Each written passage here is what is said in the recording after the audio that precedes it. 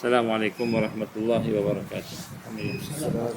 Pertama kita syukur pada Allah diberikan peluang sekali lagi pada pagi ini. Marilah sama-sama kita memperdalamkan perasaan kita untuk merasai kehadiran Allah, merasai kebersamaan dengan Allah Subhanahu Wa Taala. Allah Taala sentiasa memelihara kita, sentiasa menunjukkan kepada kita jalan yang benar, kan? Kita nak rasa sensitif. Sebab itulah kita tengok, kan? Dalam kalimah syahadah itu dia ada 4 rukun, kan? 4 rukun. 4 rukun ni kita kena lalui lah, kan? Yang pertama sekali ialah kita mentauhidkan af'al Allah. Ini kalimah syahadah, kan? Asyhadu an la ilaha illallah wa asyhadu anna Muhammadar Rasulullah. Jadi tidak ada yang disembah, tidak ada Tuhan melainkan Allah, kan? Jadi bila kita kata tidak ada itu, maka yang pertama sekali ulama-ulama dia menghuraikan, pertama sekali bila sebut zat tu, sebut zat Allah itu, maka dia ada dia punya perbuatannya, dia ada sifat, dia punya nama dia. Kita kena mentauhidkan apa yang ada pada Allah. Jadi apa yang ada pada Allah ni, yang pertama sekali yang kita nak sama-sama melihat ialah disebut af'al. Af'al ni kita nak kena tengok semua yang berlaku ni, kun fayakun tu af'al lah tu. Kapet ni tengok kapet. Kapet ni jangan tengok kapet saja. Kita melihat di sebalik kapet ada perbuatan Allah, iradahnya, kehendaknya, izinnya. Kan, kita tengok, kita sentiasa meningkatkan diri kita. Sentiasa. Sehingga kan kita benar-benar boleh menyampai kepada perasaan kita merasai.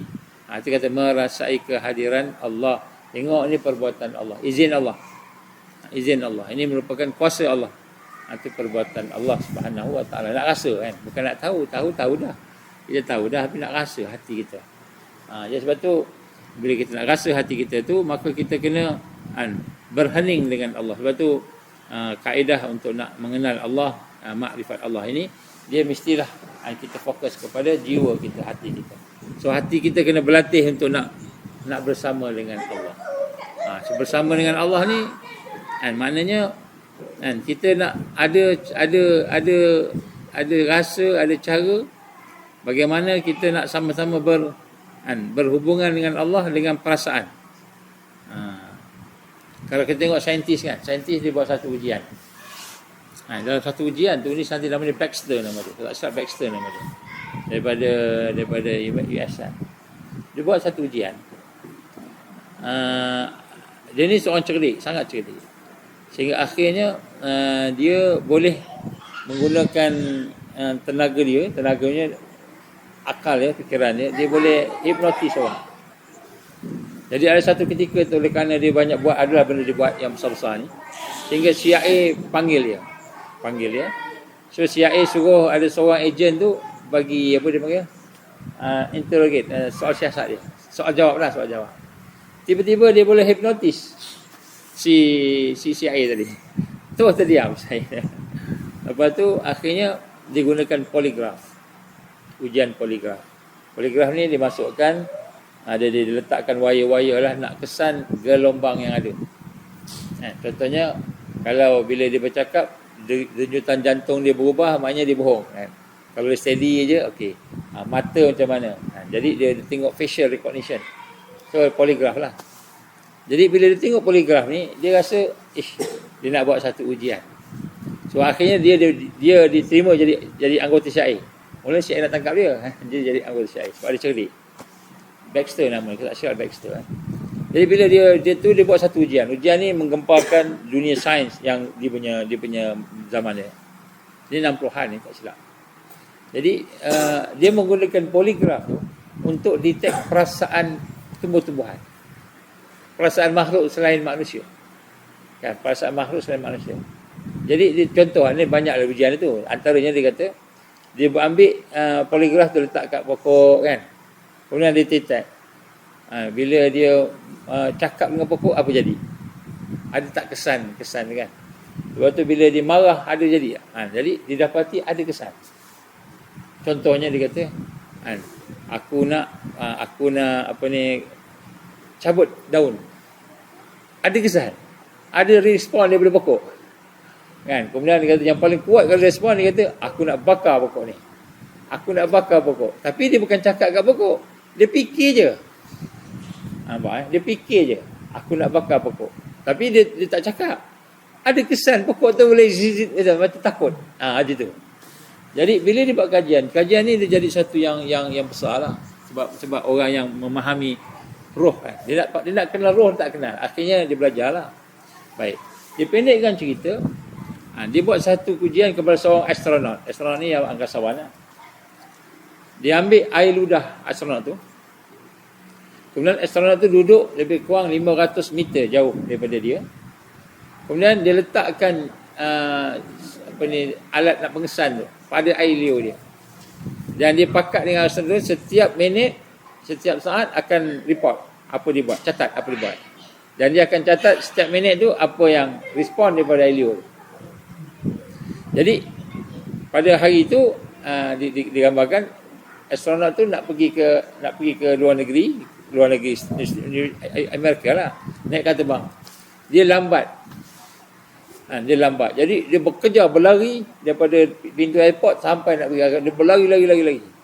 Jadi bila dia detect, rupanya ketika masa dia berlari tu, air liur DNA pada si astronaut ni spike masa dia berlari tu. Maknanya walaupun dia dah duduk jauh dekat airport sana kan, kemudian air liur tu ada dekat makmal dia, air liur tu masih memberi kesan kepada yang berlaku pada astronaut tadi, kajian dia. Kemudian bila nak naik atas, bila ni kapal terbang nak naik atas pun ada spike. Bila kata pun nak turun pun ada spike pada kesan pada air liur astronaut tadi, walaupun dah terpisah daripada astronaut. Jadi dia mengambil satu kesimpulan. Banyaklah dia kaji banyak ni contohlah. Dia ambil satu kesimpulan. Dia kata kita ni sebenarnya yang berhubung sama kita ni adalah energi dalam bentuk gelombang, frekuensi. Kan, frekuensi. Dan frekuensi itu adalah merupakan satu tenaga. Ini antara kesimpulan dia orang buat kajian. Kita sebenarnya dah tahu lama dah tahu daripada kajian ulama-ulama kita yang mendalami hakikat kan, man arafa nafsahu faqad arafa rabbahu. Siapa yang kenal diri dia kenal Tuhan dia.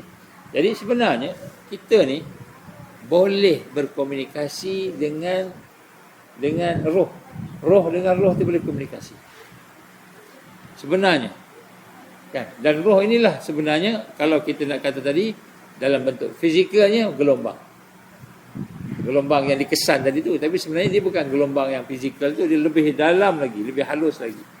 Jadi sebab itulah sebut kat sini apabila Allah menggambarkan dalam Quran allazina idza zukirallah wajilat qulubuhum, orang-orang yang berzikir itu maka gementarlah hatinya, gementarlah rohnya kan, gementarlah rohnya tadi. Maka Allah menggambarkan ni di sebalik yang tersirat lah, yang tersurat nampak kita menggigil, gementar kan.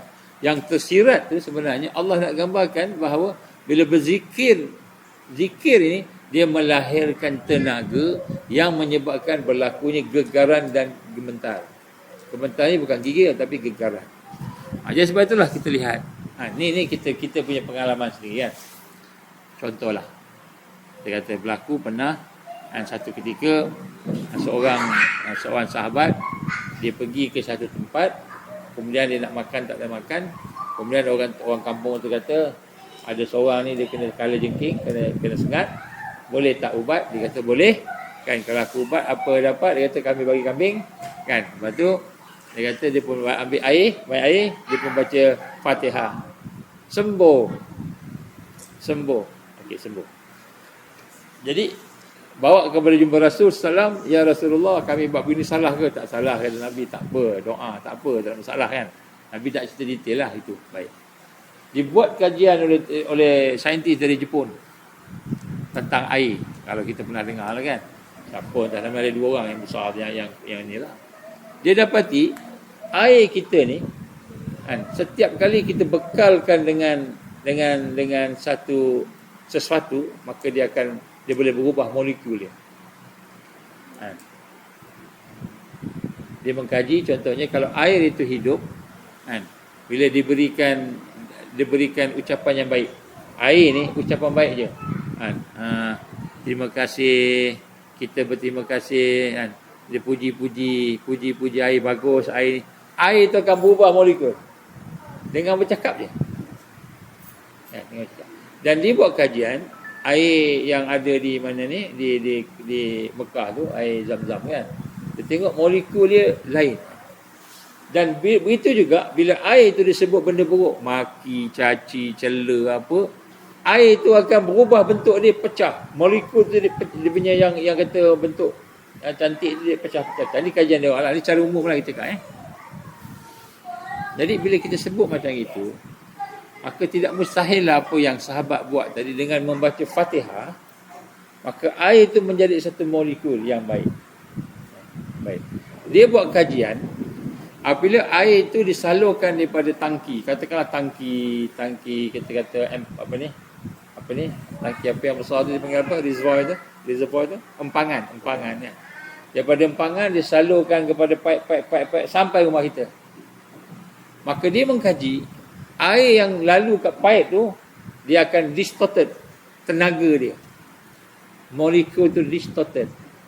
Tetapi dia kaji setelah air tu letak kat gelas, niat baik, dia buat niat yang baik, dan kita fikir yang baik-baik apa semua. Tenaga berfikir tu, tenaga bercakap tu boleh mengubah struktur yang rosak pada air tadi sebab dekat air pipe. Jadi air pipe ni rosak sebenarnya. Ni kajian dia orang. Air pipe ni rosak. Kecuali air pipe itu dibetulkan semula, dia boleh hidup semula. Jadi air ni hidup sebenarnya.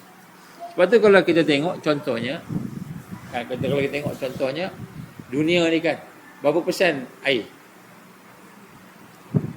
70-80%? 70% kan? Okey. Kita berapa persen air? Sama lebih kurang. 70-80, lebih kurang sama kan? Maknanya Allah Ta'ala jadikan air ni ialah untuk kehidupan. Untuk kehidupan. Jadi kalau air yang ada dalam badan kita ni mati contohnya, maka badan kita pun rosak. Betul lah. Dengan itu kita nak buatkan satu sedikit kesimpulan lah pagi ni kan. Sebab kita nak mula mengenal diri kita. Mengenal diri kita ni sebenarnya bukan kita yang zahir, tapi kita yang batin, roh. Roh kan.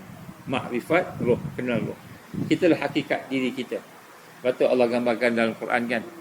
Alladzi khalaqal maut wal haya liyabluwakum ayyukum ahsanu amala. Ini surah apa ni? Al-Mulk kan. Tabarakalladzi biyadihi mulk wa huwa ala kulli syai'in qadir. Alladzi khalaqal maut wal haya liyabluwakum ayyukum ahsanu amala. Alladzi khalaqal maut. Allah menjadikan kematian. Wal haya, dan kehidupan. Kenapa Allah bagi kematian dulu baru hidup? Cuba kita tengok kan. Kita ni bila dekat bumi ni Allah jadikan apa dulu? Kat bumi. Bila kita ada dalam perukmaan, kita alam roh, arwah lah. Dan alam bumi ni, nak masuk alam ni bumi ni sekarang. Mula-mula apa yang Allah jadikan dulu? Allah jadikan fizikal dulu. Apa dia? Daripada gabungan air mani, gabung dia berkembang mutate dipanggil. Kembang jadilah segumpal daging, jadilah tulang, jadilah semua sekali, jadilah makhluk yang kau tidak kenal, jadilah makhluk yang kau kenal. Okey. Jadi Allah jadikan apa tu? Zahir. Zahir Ada nyawa tak masa tu? Tak ada nyawa. Tak ada denyut jantung, tak ada. Jadi allazi khalaqal maut, Allah menjadikan kematian. Jadi sebenarnya jasad kita ni mati. Hakikatnya tu mati. Tak ada nyawa. Sehinggalah roh ditiupkan, baru ada degupan jantung. Duduk. Jadi sebenarnya kita ni yang mana? Yang hidup ni. Yang hidup tu roh sebenarnya. Jadi kita nampaklah. Dan roh ni pula, dia bukan hanya sekadar macam kita kata cahaya ke apa ke, tak. Roh ni adalah kehidupan, yang mana kehidupan itulah yang digambarkan sebagai nur, cahaya. Jadi cahaya yang dimasukkan ni, cahaya itu kehidupan tu sendiri. Roh tu lah. Jadi kita ni yang hidup tu roh. Jadi oleh kerana yang hidup tu roh, maka bahasa roh ni ialah bahasa, kita sebut tadi bahasa perasaan, bahasa rasa. Rasa tu bahasa roh. Bahasa roh tu rasa. Rasa ni getaran tu. Rasa ni energi tu yang datang daripada nurullah, nur Allah. Sebab tu Allah jadikan manusia, Allah jadikan dipanggil tubuh badan kita, Allah sebut khalaq, jadikan. Tapi roh disebut apa? Tiup. Allah tiup, bukan Allah tiup macam kita tiup tu, bukan.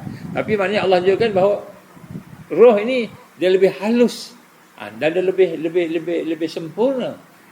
Laqad khalaqnal insana fi ahsani taqwim tu, yang sempurna tu roh tadi yang Allah jadikan. Itulah digambar sebagai daripada Allah ahadiyah kepada Ahmad, alif ha mim dal, Ahmad itulah Allah jadikan. Nur Muhammad digambarkan cahaya kepada sekalian alam ni bermula dengan nur. Itu ulama-ulama berpandangan itulah dia kan. Ini daripada ilham yang Allah bagi. Dia nak sebut kat sini, kita balik pada kita tadi. Sebenarnya kehidupan kita bukan hanya kehidupan zahir, tetapi kehidupan roh. Kehidupan roh yang hakiki. Dan hidup roh itu dengan nur Allah, cahaya Allah. Jadi sebab tu bila kita sebut pagi tadi, salah satu kita kata nafas. Kita kata nafas, kita sambung sikit nafas. Bila nafas ni, sedut nafas kan, buang hembus nafas, sedut nafas. Jadi yang kita sedut tu sebenarnya bukan hanya oksigen, bukan hanya udara. Kerana oksigen dan udara untuk fizikal, untuk jasad. Jadi yang kita sedut tu sebenarnya kehidupan, nikmat, disebut nur. Jadi nur yang dimasukkan sini bukan cahaya macam kita nampak ni. Nur itulah kehidupan. Jadi bila kita menyedut udara kita tadi, menyedut nafas tadi, nafas itulah yang Allah berikan hidup pada kita. Jadi sebenarnya setiap saat tu Allah Subhanahu Wa Taala menghidupkan kita setiap saat, setiap detik. Sebab setiap kali roh, kita kata roh menyedut tadi, masa setiap itulah dia ada energi. Bayangkan tak boleh sedut. Kita tutup hidung kita, tak boleh tutup mulut kita. Kan berapa lama tahan? Mungkin 10 minit juga agaknya, 10 minit. 4 minit. Tanpa 4 minit. 4 minit. 4 minit tu kira lama lah juga kan. Sebab ada sisa-sisa kat dalam ni. Habis lah kan. Baik. Jadi sebab itulah bila kita pada hari ni kita nak sambung yang kita bincang masa qiyam tadi, kan? Kita nak rasa bahawa kita sedut nafas tadi dengan kita apa? Dengan kita merasai bahawa Allah memberikan kepada kita kehidupan. Itu perbuatan Allah tu. Kita nak rasa itu perbuatan Allah, mentauhidkan af'al Allah. Perbuatan Allah bagi kita hidup. Sebelum selama ni kita sedut nafas tak ada apa-apa, tapi sekarang nak rasa kita sedut nafas ni kehidupan Allah bagi. Nak rasa, itu rasa zikir nafas. Zikir nafas. Zikir nafas ni fizikal. Selepas zikir lisan, zikir nafas. Zikir nafas ni sebab kita boleh rasa nafas kita keluar masuk. Sekarang ni kita rasa tapi tak sedar. Bukan tak sedar, kita lalai lah. Sedangkan setiap saat tu Allah bagi nyawa kat kita sedut. Jadi bila kita sedut tu, perasaan kita, bila kita tengok contohnya tengok ni perbuatan Allah, afal Allah ni semua ni kan. Jadi kita rasa yang nafas kita pun juga merupakan daripada Allah. Bila kita rasa nafas daripada Allah, maka di situlah zikirnya. Apa zikirnya? Zikir roh tadi, perasaan kita rasa syukur ke Allah. Jadi bila Allah SWT kata apa dia? La in syakartum la in syakartum wa azidan in syakartum la azidanna. Kamu syukur pada Allah, aku tambah nikmat kamu. Aku tambah lagi. Jadi bila kita sedut nafas dengan perasaan syukur ke Allah, Allah bagi aku hidup. Maknanya dengan sedar ni, bukan dengan saja-saja ni, sedar. Memang lepas ni dah berlaku dah kan. Sedar. Baik tu kan, syukur ke Allah kan. Rasa syukur Allah kan. Betul hembus dengan rasa menyerah diri pada Allah, bergantung harap pada Allah. Menyerah ni maknanya kita serah, ya Allah, pada bagi aku susah, bagi aku serah diri, aku sabar, aku syukur, aku semua kan. Redha ke Allah. Jadi bila kita dalam keadaan begitu, itulah zikir nafas. Dan zikir nafas yang merupakan bahasa roh. Walaupun yang buat itu adalah nafas tu adalah zahir.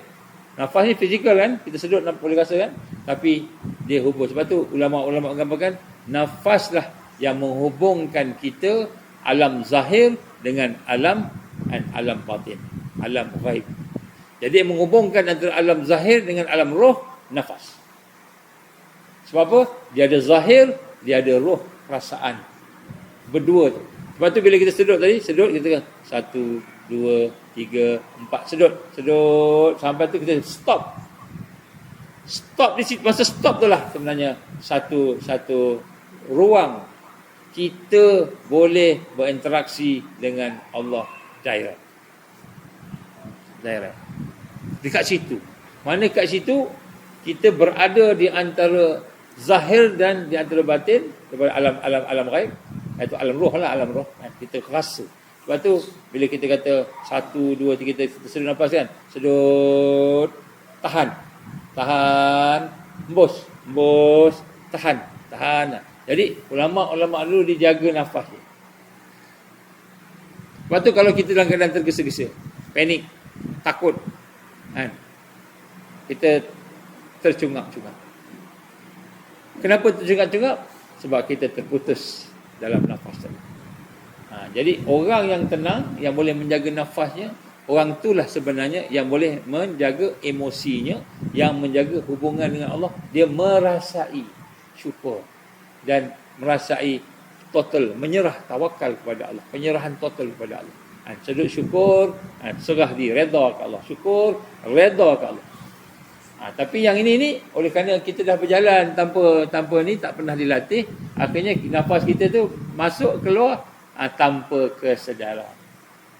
Itu disebut zikir nafas. Sebab zikir nafas ni dia akan melahirkan satu kekuatan yang tak boleh nak lari dah. Sama juga dengan jantung. Jantung kan dup-dup kan, dup-dup kan, jantung kan dup-dup kan. Jadi naik sikit naik gitu. Naik sikit naik dia punya apa? Dia punya graf tu kan. Naik sikit no, naik sikit no kan. Dia ada diastolik dengan sistolik kan. Kalau kita tengok kita punya tekanan jantung kita, dia ada atas, dia ada bawah. Yang atas tu penunjuk darah tinggi. Berapa yang normal? Siapa tahu? Atas. Yang normal berapa? Dia tak pernah check lah ni. Semua tunggu sakit pun nak suruh doktor check kan. Jangan tunggu sakit, check sini, tengok. Kita punya atas tu normal lebih kurang 120, 130 tu normal lah kan. Kalau orang muda-muda tinggi sikit tak apa. Tapi 200, 180 ke atas tu ketinggi lah. Kira darah tinggi lah, tekanan darah tinggi kan. Kalau 200 tu kira bahaya lah kan. Okey, tu yang atas tekanan darah kan. Yang bawah pula apa? Bawah berapa lebih kurang normal? 70, 80 itulah. Jadi kalau bawah ni tinggi 90 lah katakan contohnya, bawah tinggi kan. Itu maknanya emosi tak stabil. Emosi tak stabil. Jadi kalau atas elok tapi bawahnya pun tinggi, emosi. Kita tengah stres, tengah apa naik. Itu ada dia punya ukuran dia. Baik. Ukur macam mana? Diukur kat mana? Diukur pada frekuensi yang ada pada jantung. Jadi apa yang diukur? Gelombang frekuensi.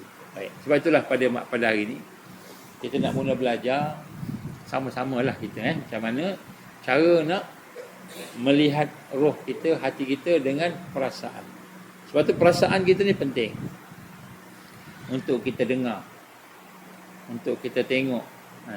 Tapi janganlah kita ikut perasaan sahaja tanpa iman. Kena ada iman kat situ, kena ada syariatnya, kena ada panduannya kan, supaya perasaan kita tu sesuai dengan kehendak Allah. Jadi sebab tu sebenarnya kita rasa tak rasa, setiap zikir lisan, setiap zikir nafas, yang kita masuk keluar dengan kesedaran nafas, dengan kesedaran kehadiran Allah tadi, setiap zikir hati dengan perasaan tadi, semua menghasilkan getaran. Kita panggil semuanya mempunyai tenaga, disebut nur tadi, cahaya, dan tenaga itulah kehidupan iman. Ini kita kena rasa, tengok balik kan.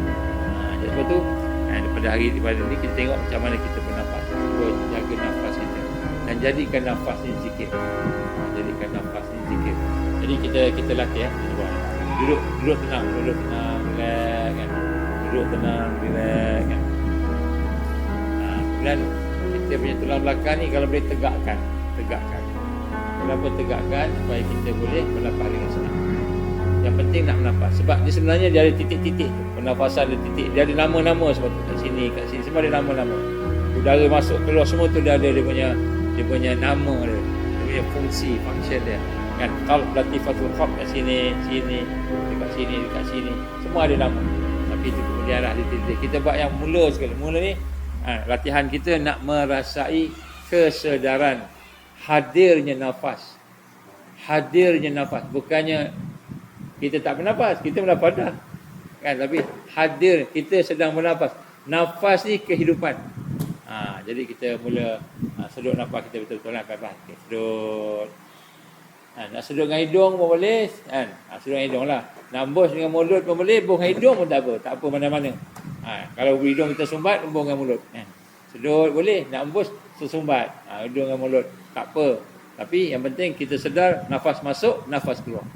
So nafas masuk ni, perasaan kita ni zikir rasa kan. Nafas ni macam kita kata tasbih yang kita pegang tu, alat nak kira. Jadi nafas jadi alat. Jadi kita tak payah pakai tasbih dah. Tak payah pakai tasbih. Seperti juga lidah, tak payah pakai tasbih lidah. Contohnya kan, ni contoh ni lain, lain sikit. Ni zikir lisan. So nafas ni macam mana nafas tadi? Nafas ni bila kita sedut, kita perasaan kita rasa syukur sangat. Bila kita sedut ni, Allah bagi kehidupan, Allah bagi nikmat. Apa yang ada kat kita, anak-anak, apa semua Allah bagi. Bila kita sedut tu nak rasai nikmat Allah, rahmat Allah, kasih sayang Allah. Nak rasa, sedut. Kita bersedut.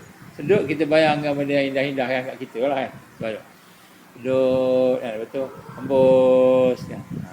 Nak tutup mata pun boleh, nak fokus. Okey, duduk elok-elok kan. Kita sedut nafas, kita bayangkan kehidupan yang Allah bagi pada kita. Kita sedut nampak yang elok-elok, yang best-best. Kita sedut kan, sedut sampai apa hujung, tahan sekejap. Tahan sekejap, kalau boleh 4 second. Kalau tidak, tak apa, embus balik. Embus. Bila embus, kita nak bayangkan kelemahan kita, kekurangan kita, kejahatan kita, semua yang kita negatif lah. Buang bersama hembusan. Buang, bayangkan, buang. Ya Allah, aku serah diri pada Engkau. Ya Allah, aku sabar. Ya Allah, aku redha. Jadi, bila kita menghembuskan nafas kita akhir, apa perasaan kita? Redha. Jadi, bila kita sakaratul maut, masa tu, tarik nafas kan, hembus nafas. Sebab tu disebut, menghembuskan nafas terakhir. Jadi, bila kita hidup, Allah bagi, sedut nafas. Bila bayi tu yang pertama sekali hidup tu, dia sedut nafas dulu. Lepas tu dia mati, hembus nafas. Jadi hidup kita antara dua nafas. Nafas yang disedut dengan nafas yang dihembus. Ini kita kena tahu ni. Kan? Maknanya orang yang last sakaratul maut tu dia mesti hembus, dia tak sedut. Dia sedut tak masuk sebab rezeki dah habis, nafas dah habis. Jadi dia hembus. Jadi sebab tu bila kita hembus, apa yang kita nak rasa? Redha pada Allah. Menyerah pada Allah, rendah diri pada Allah. Ya Allah, Engkau bagi aku susah. Ya Allah, Engkau bagi aku ujian. Engkau bagi aku macam-macam. Ya Allah, aku sabar. Ya Allah, aku serah. Aku redha. Aku tenang. Jadi maknanya, bila hembus nafas akhir, redha pada Allah. Itu yang kita nak. Perasaan. Perasaan. Redha itulah zikir. Redha itulah zikir. Jadi bila kita nak mendapatkan sakaratul maut tu, bila dah habis tu, dengan redha pada Allah. Itu zikir. Sebab Nabi kata apa? Kita akan bersama dengan kematian yang mana kita biasa dengannya. Kalau kita biasa hembus nafas, redha. Hembus nafas, redha. Menyerah pada Allah, maka bila sakaratul maut, hembus pun redha. Bila kita redha Allah, macam kita baca tadi lah. Raditu billahi rabba wa bil islami dina wa Muhammad Nabi wa Rasul tadi kan. Raditu billahi rabba, maka Allah akan redha kita. Aku redha Engkau sebagai Tuhan aku, ya Allah, maka Allah akan redha pada kita. Itu dia punya yang tersirat lah. Maknanya bila kita hembus nafas tu, maknanya kita perasaan kita redha. Kita buang yang negatif-negatif, yang kita rasa sakit hati lah, stres lah, kita rasa negatif tadi, kita buang. Kita redha, aku redha ya Allah. Allah akan bagilah dia punya kita kata balasan dia. Jadi sedut rasa apa? Syukur ke Allah sebab Allah bagi kehidupan. Hembus rasa redha, rasa sabar, menyerah, tawakal. Jadi sebab tu kehidupan kita di antara dua nafas. Kehidupan yang syukur dan kehidupan yang redha, tengah-tengah dia apa? Kita berserah pada Allah. Jadi berserah pada Allah itulah akan jadi rasa kita. Kita try, kita buat, kita cuba, boleh ke? Kawan-kawan sahabat-sahabat yang ada dekat dalam wirid ni. Ini semua latihan kita untuk kita nak melatih supaya kita ada kesedaran, dan kesedaran itu membawa kita semakin dekat dengan Allah. Kesedaran nafas. Kesedaran nafas. Sama juga dengan jantung. Kalau kita pegang jantung kita ni, ada berdegup kan, dup dup dup dup, dah lebih kurang itulah, dup dup dup kan. Allah dia. Jadi kita dalam hati kita sebut Allah. Jadi perasaan tu dia akan berkembang sebab Allah ni nama pada zat, ismu zat, dia akan berkembang kepada Ar-Rahman, Ar-Rahim, Al-Malik, Al-Qudus, akan kembang. Dia akan berkembang kepada zikir, kepada asma, zikir kepada sifat. Itu kita akan nampaklah, ini perbuatan Allah, ini asma Allah, ini sifat Allah. Kita akan dapat melihat dengan hati kita, dengan roh kita. Tapi saya patah balik. Macam mana nak boleh melihat ni? Hati kena bersih. Hati kena bersih baru dapat. Kalau tak bersih tak dapat. Kita ada teknikal dapat macam Jepun tu lah. Dia tahulah air tu bagus. Macam Baxter tadi, dia tahulah dia ada telepati, boleh apa sebagainya. Tapi setakat tu tak sampai ke Allah. Sebab hati kotor. Hati kena bersih, kena mentauhidkan Allah. Bila hati mentauhidkan Allah, Allah akan bagi cahaya, nur, Allah akan bagi. Boleh lah, insya-Allah. Baik, cuba kita sama-sama buat latihan pernafasan sikit. Duduk elok-elok. Duduk macam mana lah. Kalau makcik-makcik yang terpakar-akak atau bapak-bapak, abang-abang yang tak boleh duduk kat bawah, tak apa, duduk atas kursi, tak apa. Yang penting selesa. Okey, tapi badan tulang belakang kena tegak. Kalau dia dah bongkok, cubalah tertegak yang boleh. Tak boleh pun tak apalah, nak buat macam mana kan. Dah sampai waktu bongkok kan. Okey, tegak. Duduk relax kan. Kalau nak tangan kita macam ni pun boleh, tangan macam ni pun boleh. Kalau orang-orang dulu, tangan dia pun jaga. Dia jaga tangan dia kan. Macam gini. Ataupun macam ni. Tak apa. Yang penting nombor satu ni, selesa dulu. Selesa. Baik. Kita mula sedut nafas. Baik, kita in, sedut. Tahan. And out. Sedut, in.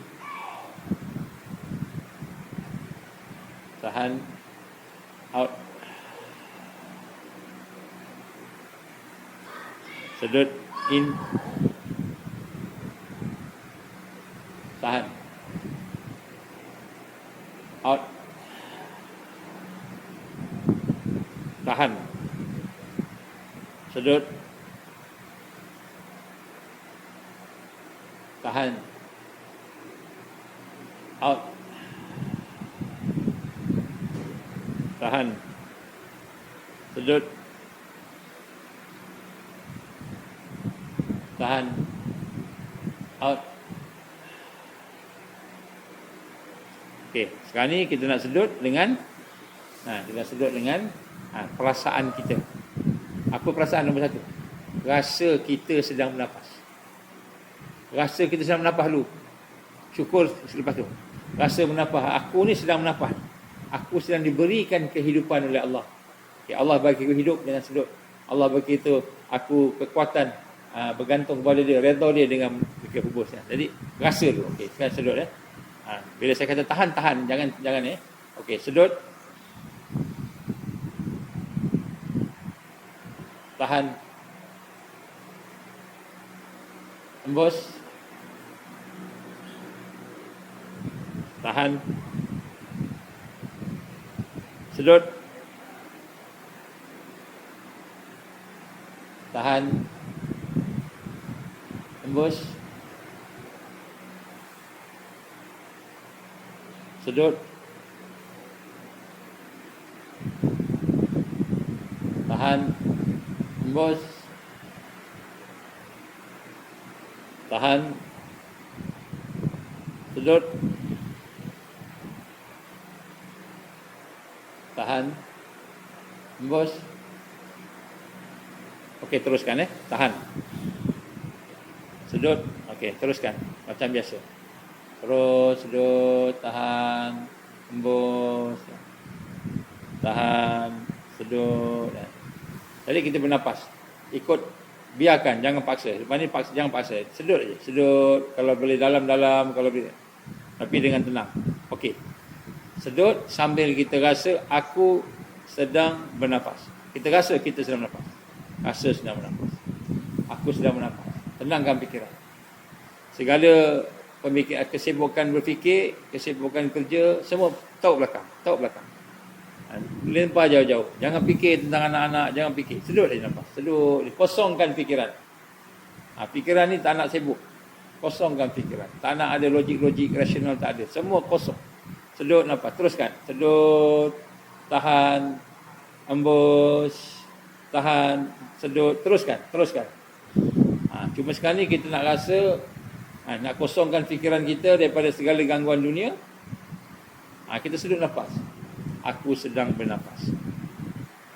Rasa, ini latihan. Lepas tu, sekarang ni sedut pula. Untuk nak rasa pula, Allah bagi aku hidup. Allah bagi aku nikmat. Allah bagi aku sesuatu. Kita nak rasa syukur. Sedut rasa syukur sangat ke Allah. Terima kasih ya Allah. Syukur sangat ke Allah. Alhamdulillah, Alhamdulillah. Itu kita perkataan kita. Hati kita rasa gembira. Hati kita rasa seronok. Hati kita rasa tenang bersama anugerah Allah. Sedut terus. Bila kita hembus dengan perasaan menyerah pada Allah. Kita buang benda yang buruk.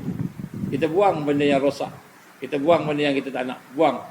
Kita serah diri pada Allah. Bila hembus, kita rasa redha Allah. Aku redha Engkau ya Allah. Raditu billahi rabba. Raditu billahi rabba. Raditu billahi rabba. Bila hembus.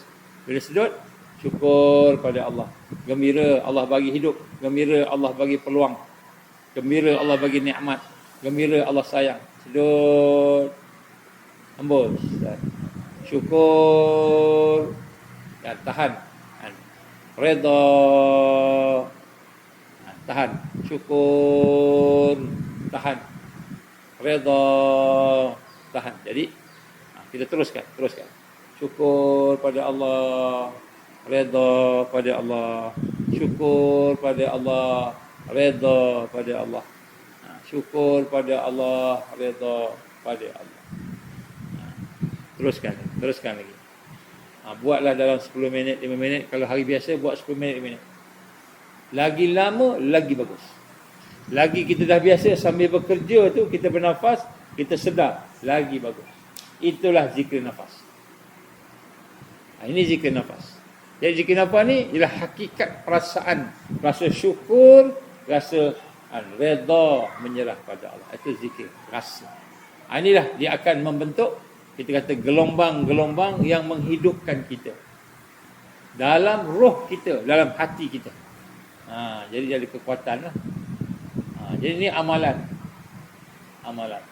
Jadi amalan ni ialah amalan zikir. Jadi zikir ni dia tak ada cakap, tak ada apa, rasa. Sebab tu kalau ulama sebut zikir nafas ni, bila sedut katalah hu. Bila hembus katalah Allah. Bukan kata, maknanya kita rasai. Hu ni maknanya apa? Tidak ada lain selain dia. Dia saja, tak ada selain dia. Maknanya apa yang kita dapat semua Allah bagi. Allah, kita redha pada dia. Hu Allah ataupun Allah hu, mana-mana yang tak apa. Tapi hakikatnya kita syukur ke Allah, kita redha pada Allah. Kita syukur pada Allah, bila naik kita sedut, syukur ke Allah, redha ke Allah. Itu perasaan kita. Perasaan inilah yang akan naik kepada Allah. Bukan naik kepada Allah maknanya dia naik ke atas macam kita Allah bertempat, bukan. Tapi perasaan ini akan sampai ke alam roh, alam roh. Alam malakut, alam jabarut, alam lahut, dia ada alam-alam ni. Baik. Jadi bila kita mula melatih diri kita dengan nafas tadi, dan kemudian kita mula melihat sekitar, kita tutup mata, buka mata kita, tengok balik, maka kita akan nampak yang ada depan kita ni adalah kun fayakun, yang Allah jadikan, yang Allah kehendak jadi. Jadilah, kan, kun itu kehendak Allah, fayakun kudrah dia, jadilah benda tu. Jadi maknanya yang kita melihat ini, sinilah perbuatan Allah, sinilah nama Allah Ar-Rahman Ar-Rahim, sinilah sifat Allah wujud, qidam, baqa. Ini sifat 20 tu. Jadi bila kita ada perkara itu dalam kehidupan kita, maka jadilah kita seorang yang menghitung asma Allah, sifat Allah, yang menghitung perbuatan Allah tadi, maka kita semakin kenal Allah dengan perasaan kita. Tapi kena sebut tak namanya? Sebutlah juga, sebab sebut tu dia ada getaran dia. Perasaan pun ada getaran dia. Jadi sebab tu nama ni berjadilah dia. Allazina idza dzukirallah. Orang-orang yang mengingati Allah, wajilat qulubuhum, maka hatinya berfungsi, hatinya gemetar, hatinya berdapat energi, tenaga, hatinya hidup dengan perasaan. Baru kita rasa. Sampai peringkat nanti, kalau mungkinlah Allah bagilah, tak semua orang dapat lah, ada orang dapat kan. Sampai peringkat perasaan dia sensitif, dia boleh rasa orang tu punya perasaan. Dia boleh communicate dengan perasaan orang tu. Boleh communicate. Ini bukan telepati, ini hati terus. Telepati ni guna kekuatan minda dan roh. Ini hati boleh terus. Cuma jangan beritahu orang lah. Kalau kita tahu kita Allah izin lah. Ada antara kita yang Allah bagi mukasyafah kan. Jangan kita cerita ke orang, kau ni hati kau ni busuk rupanya. Janganlah. Jangan. Allah uji kita tu. Allah nak tunjukkan tajaliat kebesaran dia. Tiba-tiba kita merendahkannya dengan kita sebut pada orang. Bila sebut pada orang tu, kita rendahkan Allah tu. Kenapa rendahkan Allah? Kita sebut dengan bahasa zahir. Dia bukan bahasa zahir, bahasa hati. Tak sama. Macam kita rasa durian dengan tahu durian rasa apa. Tak sama. Bila kita buat zahir ni, dah cakap tak sama. Jadi kalau kita nampak orang tak betul pun, mungkin tak betul tu rasa tadi, tapi sebenarnya lain. Sebab tu bila kita ceritakan semua yang kita tahu yang dalam, dia tak tepat. Tak sama. Jadi setengah-setengah ulama kata, kan, dia menipu pula. Jadi itu ujian, Allah nak uji kita. Allah bagi kita tahu sesuatu supaya kita belajar, kita rasa lebih rendah diri, lebih rasa dekat dengan Allah. Itu sepatutnya macam tu. Jadi inilah perkara-perkara yang pentinglah untuk pagi ni. Jadi kita zikir ni, sambil-sambil zikir, kita jangan hanya concern pada lisan. Lisan penting. Lisan nak ingatkan hati, hati nak ingatkan fuad, fuad nak ingatkan lubuk hati nak ingatkan sir. Dia mengingat dalam. Jadi kena lisan tak kena. Jadi bukan lisan saja, nafas pun kena. Cuma nafas ni kita ngelatih. Lagi banyak kita merasai kesedaran bernafas, kehadiran Allah tadi, lebih dekatlah kita dengan Allah. Jadi latihan mula dengan ikutlah 10 minit ke buat pagi-pagi. Kalau kita ada kat sini, ada banyak pokok-pokok yang baik, yang dia sedut oksigen dan sebagainya kan, segar, udaranya segar. Kita sedutlah. Ambil lah 10 minit ke kan. Sambil merasai kesedaran, bukan sedut gitu je kan. Boleh? Sentuh sikit dia. Sentuh sikit. Okey. Tak, tu bukan tidur tu. Dia bukan tidur. Baik. Okey, boleh lah. Ada soalan?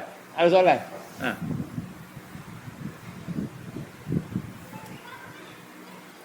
Macam nafas tu Ustaz, dia ada serta-serta tempat tu, perut ke, diaphragm ke, dada ke.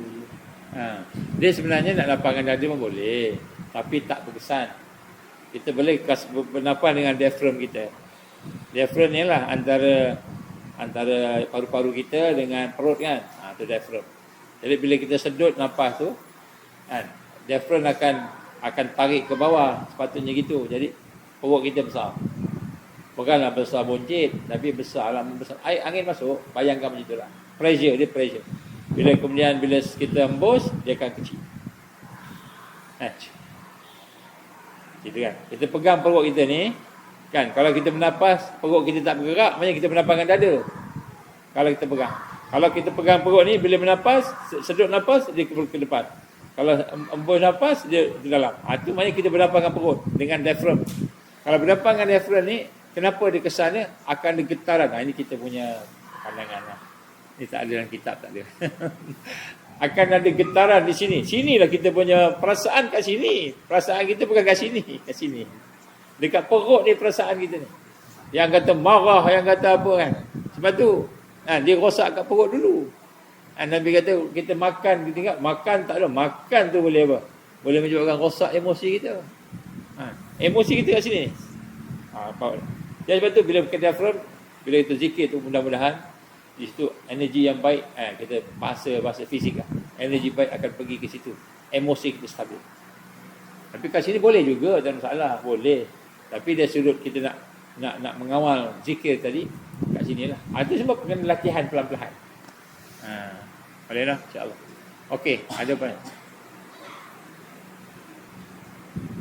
Okey, perkara yang penting ialah zikir tadi ialah kita niat kita. Niat kita mestilah niat nak dekat Allah. Nak dapat redha Allah. Niat penting. Jangan niat nak dapat tenaga batin. Tenaga boleh tolak orang. Jangan niat dunia. Dunia Allah bagi. Allah akan bagi. Don't worry lah. Jadi orang yang banyak tunjuk ni, banyak tunjuk zahir ni, boleh tembak orang, boleh terbang apa tu, itu khadam. Majority khadam. Khadam ni guna jin. Guna jin ni macam mana? Dia halus, sangat halus dan sesat. Jadi sebab tu kita jangan ambil kadam. Kadam jangan ambil. Allah bagi. Kalau kita nak minta ke Allah, dan minta Allah, tiba-tiba Allah hantar jin datang pun itu lain. Itu Allah hantar, bukan kita minta ke dia. Ni kita minta kat dia tu khadam tu, minta tolong kat dia. Tolong ni boleh, tolong ni boleh tak? Itu yang khadam tu. Jadi khadam ni dia ada tipu daya dia. Dan sebab tu hari ni kita, kandungan kita, hati kita, fokus kita untuk nak dekat Allah, supaya mudah-mudahan kita jadi hamba Allah. Supaya mudah-mudahan Allah redha. Itulah kita ajar. Niat penting. Yang kedua amal. Kita buat, jangan tak buat. Kita tahu ni kita buat, kena buat latihan supaya kita dapat meningkatkan lagi kita punya, kita kata, takarub kita kepada Allah Subhanahu Wa Taala. Jadi kalau siapa yang memahami dirinya, insya-Allah dia tak boleh lari dah. Kalau nak buat jahat pun tak sampai hati dia. Nak buat jahat dia tinggal Allah dia kan, tengok dia kan. Nak buat jahat dia terasa Allah tahu. Tak boleh dia buat jahat dah. Kalau dia buat jahat juga, Allah malam, kifarah akan datang. Kifarah akan datang. Jadi Allah akan bagi lah. Jadi sebab tu kita nak kena berlaku benar dalam tarbiyah ni. Dalam tarbiyah kena berlaku benar. Siddiq ni lebih tinggi daripada ikhlas. Siddiq ni, orang yang siddiq yang benar tak semestinya ikhlas. Mesti ikhlas. Orang ikhlas tak semestinya benar. Sebab tu nombor satu siddiq. Kenapa? Siddiq ni dia akan membawa kepada satu kekuatan yang lebih lagi. Ikhlas menghidupkan amal. Ikhlas ni apa? Allah bagi susah, Allah bagi sakit, kita buat juga. Itu ikhlas tu. Maknanya dia menghidupkan amal. Maknanya Allah kesian kat kita, dia bagi lagi. Contohnya kita sembahyang, kita rasa berat sembahyang, rasa keras hati, tapi sembahyang juga. Ikhlas tu. Itu ikhlas. Maknanya Allah akan bagi nanti roh sembahyang hidup. Tapi siddiq dalamnya rasa memang betul-betul nak ibadah ke Allah, luarnya itu pun ibadah ke Allah. Itu siddiq benar. Benar ni insya-Allah dia ikhlas. Sebab tu kita nak berlatih berlaku benar. Dalam sama dengan luar. Siddiq. Benar dalam perkataan, benar dalam pemikiran, benar dalam perbuatan kita benar. Dan sama. Dia kat situlah akan ada kekuatan yang lain insya-Allah. Jadi bila kita start muraqabatullah ini, start takarub Allah, kita akan makin siddiq, makin bertambah siddiq, benar. Ini orang yang kedua selepas Rasul. Para anbiya siddiqin. Jadi kita nak jadi Rasul tak mampulah. Nak jadi Nabi tak mampulah. Jadi siddiqin, kurang-kurangnya. Tak sampai siddiqin pun salihin. Kurang-kurang macam itu.